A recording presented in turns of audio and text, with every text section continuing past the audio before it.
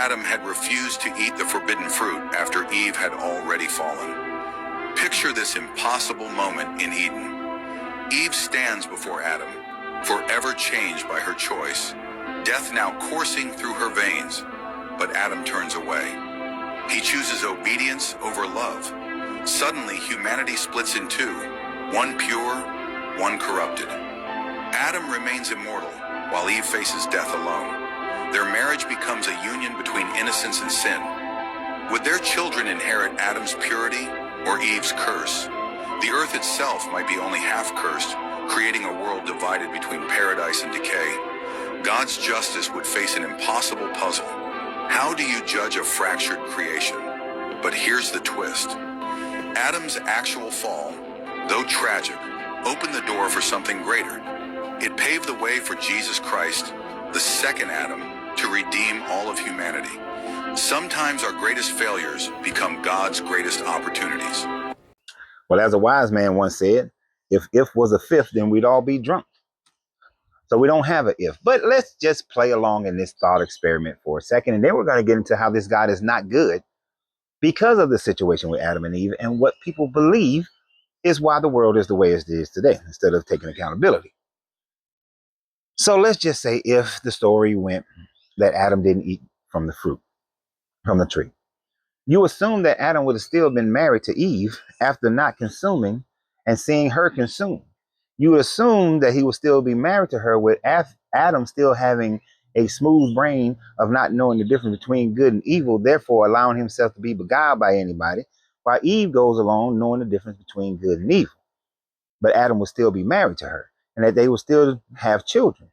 See, you're assuming that they will still have children because they will still stay married, and you're assuming that they had sex before they ate from the tree. But it would seem that there was no sex involved until after they ate from the tree of good and evil.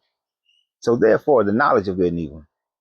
So therefore, the whole thought process of a world being divided in two different people groups just shows how the mindset of this Bible is when it comes to the division of people, that you always want to figure out a way around it.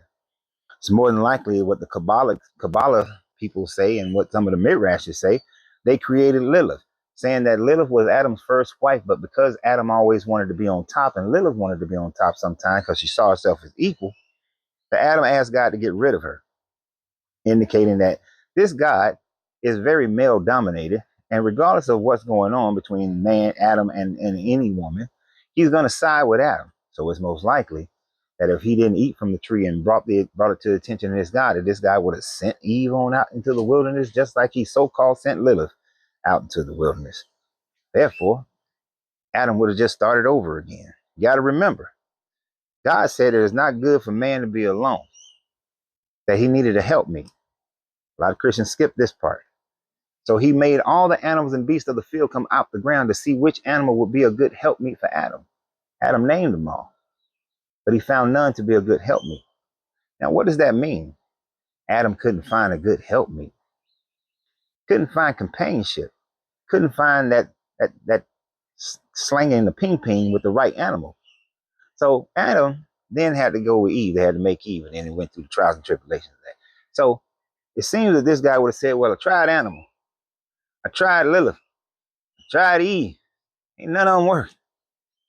This man is just impossible to satisfy. Fuck it. Throw the whole thing away.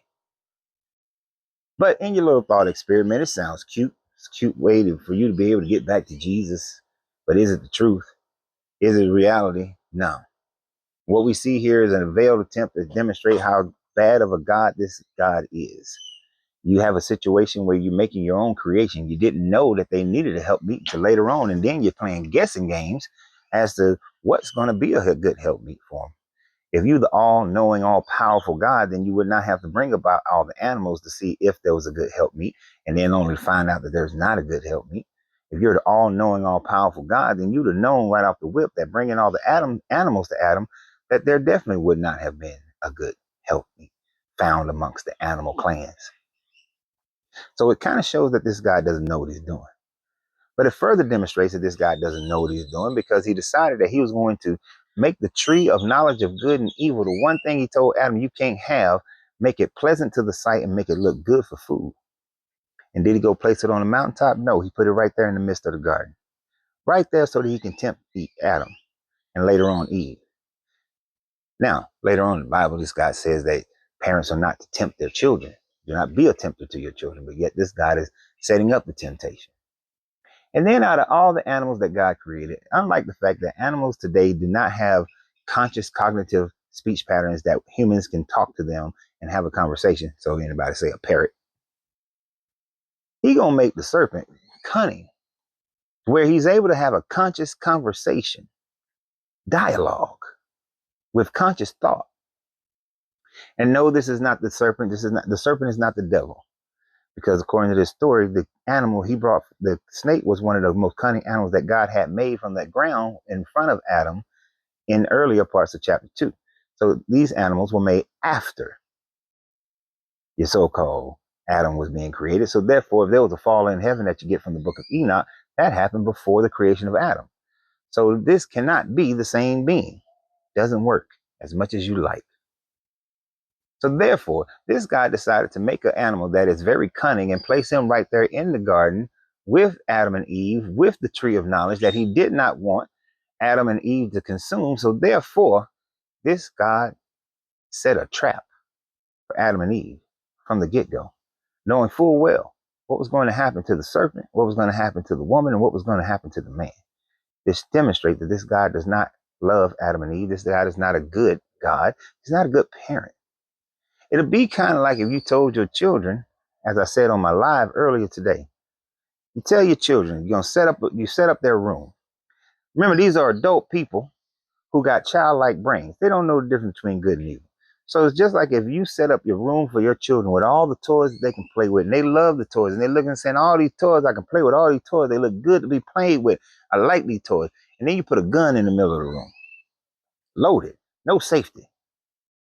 And the gun is sitting there, and you tell the child, don't touch the gun, and know it looks good. I know it looks like it's fun, but don't touch it. And then you turn the TV on and you walk out the room. Well, on the TV, you got the cartoons from Bugs Bunny and Elmer Fudd. You got G.I. Joe and Fighting Cobra. You got the Transformers with Megatron and Optimus Prime. Well, they're all shooting each other. Bugs Bunny and Elmer Fudd going around shooting each other, but every time they shoot each other, nothing happens to them. Maybe get a little burnt faces by it, but then they live. They're in the next episode. You're watching G.I. Joe, and they shoot a lot of bombs and a lot of rockets and bullets, and no one ever gets shot. No one ever gets hurt. Same thing with the Transformers. They've been fighting for thousands of years. Yet Megatron and Optimus Prime on the cartoon, they don't hardly ever die till you get to the movie. Till you get to the movie. So as a child watching this, the television is saying that what your parents told you is a lie. And from what you can observe, it seems to be a lie. And so the child picks up the gun and pew pew. Everything is said and done after that.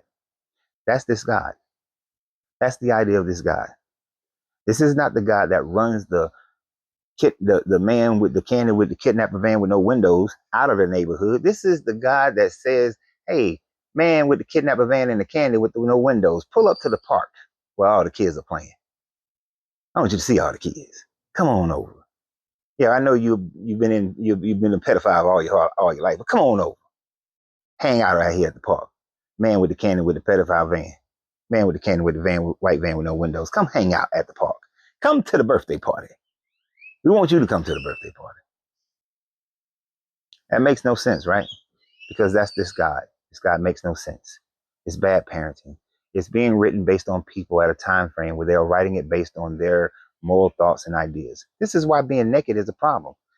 Why would they know that they were naked? Why would they know to be ashamed to be naked? Only because the culture that's writing it at the time frame viewed nakedness as something to be ashamed of. Otherwise, the only way they could know that they were naked and to be ashamed of it, God would have been walking around with some clothes on, them noticing that, and then noticing that they're naked for them to be ashamed of it. So obviously, it's being written way in time based on people who already saw it, nakedness that way. All of it is man-made. And if you still believe it, you deserve the brainwashing that you receive. So always remember, you have to free yourself to be yourself because your greatness is non-negotiable. Good journey, good vibrations.